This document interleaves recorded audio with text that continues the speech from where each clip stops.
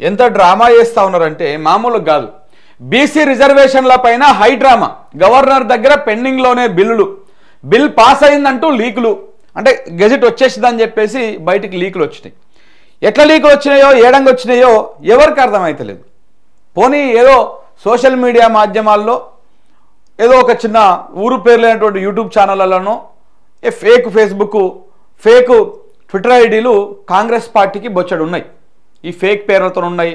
వాడు ఊరు పేరు లేకుండా ఫేక్ క్రియేట్ చేసేటువంటి వాళ్ళు బొచ్చడు ఉన్నాయి. దాంట్లో వచ్చిందంటే అనుకోవచ్చు ఏదో ఫేక్ క్రియేట్ చేసి ఏదో లీక్ అని చెప్పేసి.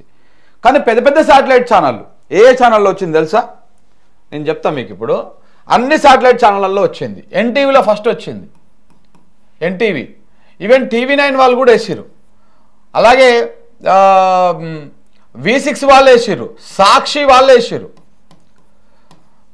ఇంకోటి ఏంది Zee news, Zee Telugu news ఉంది కదా, వీళ్ళైతే అది ఫేక్ అని తెలిసినాక కూడా 2 గంటలు ఎక్కువనే నడిపించారు. ఇంకా ఇట్లా శాటిలైట్ ఛానళ్ళు కూడా వేసినాయి. దేనికి వేసినాయి, ఎందుకోసం వేసినాయి? ఇక ఇందులో ఒక చాలా పెద్ద విచిత్రమైనటువంటి కథ ఏంటంటే, మంత్రి పొన్నం ప్రభాకర్ గారు దీనికి ఫోన్నే పోయింది. ఏకంగా మంత్రి పొన్నం ప్రభాకర్ గారు ఏకంగా సాక్షి టీవీకి ఫోన్ లైన్లోకి పోయి మేము కృతజ్ఞతలు తెలుపుతా ఉన్నాం, మా కమిట్మెంట్ ఏందో మీకు అర్థమైపోయింది ఇప్పుడు అని చెప్పేసి చెప్తా ఉన్నారు. అంటే ఇదంతా ఏదో ఫేక్ న్యూస్ స్ప్రెడ్ చేయడం కాదు దీని వ్యవహారం. దీని వెనకాల పెద్ద కుట్రకోణం ఏదో ఉన్నది. ఎందుకంటే ఇప్పుడు దగ్గర పడుతున్న ఎన్నికల టైం, ఇప్పుడు సెప్టెంబర్ 30 లోపు ఎన్నికలు నిర్వహించాలని చెప్పేసి హైకోర్టు ధర్మాసనము చెప్పింది. ఎన్నికలు ఎట్టెట్టు నిర్వహించాలో కూడా స్కెడ్యూల్ కూడా ఇచ్చింది. పలానా డేట్ లోపల మీరు వార్డుల విభజన చేయాలి, పలానా డేట్ లోపల ఎన్నికల ఇవన్నీ కూడా ఫైనల్ చేయాలి, ఓటర్ల జాబితా, పలానా డేట్ లోపల మీరు ఎన్నికల ప్రక్రియను పూర్తి చేయాలి అని చెప్పేసి ఒక మార్గదర్శకాలు కూడా ఇచ్చింది. కానీ మన ప్రభుత్వానికి చీమ కుట్టినట్టు కూడా లేదు. ఇక అది వచ్చిన కాడ నుంచి రకరకాల రూపాంతరాలు చెందింది. నిన్న ఎక్కడికి వెళ్ళి వచ్చిందో, మరి ఆ వార్త ఏడికెళ్ళి వచ్చిందో, ఎవరు పుట్టించిందో తెలియదు. దీని వెనకాల పెద్ద వ్యవహారం ఏదో నడుస్తూ ఉన్నది. ప్రజలని ఏదో నిన్న అది ఫేక్ అని తెలిసినాక కూడా అన్ని వాట్సాప్ గ్రూపులలో ఇదే అయిపోయింది 50%. ఏమని అసలు వార్త ఏంటంటే, ఈ బీసీ రిజర్వేషన్లకు 42% ఇవ్వాలి. బీసీ రిజర్వేషన్లు ఇప్పటికే ఎస్సీ ఎస్టీలకు వీళ్ళ కలిసి చేసి 25% ఉన్నాయి. సో కాబట్టి ఇవన్నీ కలుపుకుంటే ఇప్పుడు 67% అవుతుంది రిజర్వేషన్లు. 67% ఉండకూడదు. సుప్రీంకోర్టు తీర్పు ప్రకారము రిజర్వేషన్లు 50%కి మించకూడదు అని చెప్పేసి ఉన్నది. కానీ ఇప్పుడు బీసీలకు 42% ఇస్తే ఇప్పుడు ఇక్కడ 67% అవుతుంది మొత్తం. సో కాబట్టి ఆ 50% మించకూడదు అన్నటువంటి ఒక నిబంధన అవుతుందో దాన్ని చట్ట సవరణ చేస్తూ మొన్న బిల్లు పాస్ చేశారు. దాన్ని గవర్నర్ దగ్గరికి పంపించారు. గవర్నర్ గారు అక్కడ పెండింగ్ పెట్టారు దాన్ని. అయితే నిన్న వచ్చేటువంటి గెజెట్ ఏంటంటే, మనం తెలుసుకున్న దాని ప్రకారము ఇక్కడ కొన్ని మున్సిపాలిటీలలో కొన్ని గ్రామ పంచాయతీలను విలీనం చేశారు. కొన్ని హైదరాబాద్ చుట్టుపక్కల ఉన్నటువంటి దాంట్లో కొన్ని మున్సిపాలిటీలలో కొన్ని గ్రామ పంచాయతీలను విలీనం చేశారు. దానికి సంబంధించినటువంటి గెజెట్ వచ్చింది అనేది అసలు వార్త. అది పక్కన పడేసి ఈ 50% ఈ క్యాప్ను తీసేస్తున్నటువంటి గెజెట్ వచ్చేసింది అని చెప్పేసి ఒక వార్త. పెద్ద అందరూ హడావుడి చేసేసారు.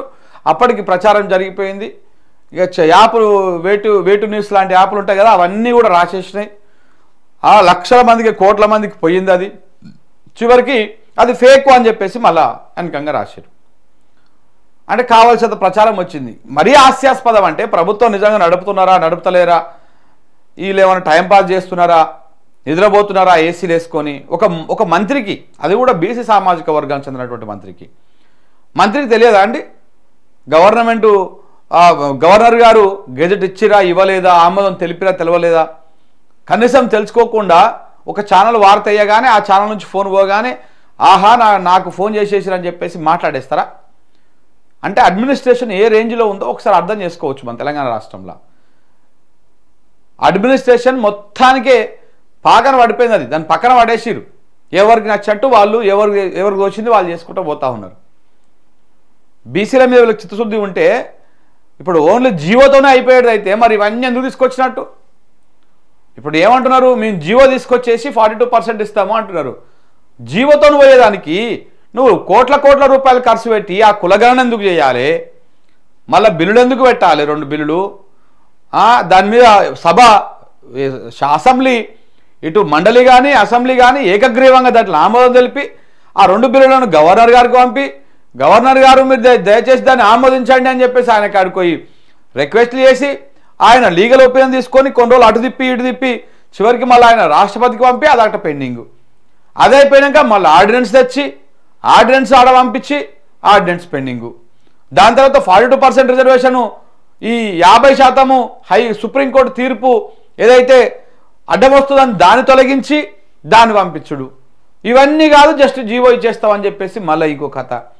ఇన్ని డ్రామాలు చేస్తూ ఉంటే అర్థమవుతలేదా బీసీ సమాజానికి?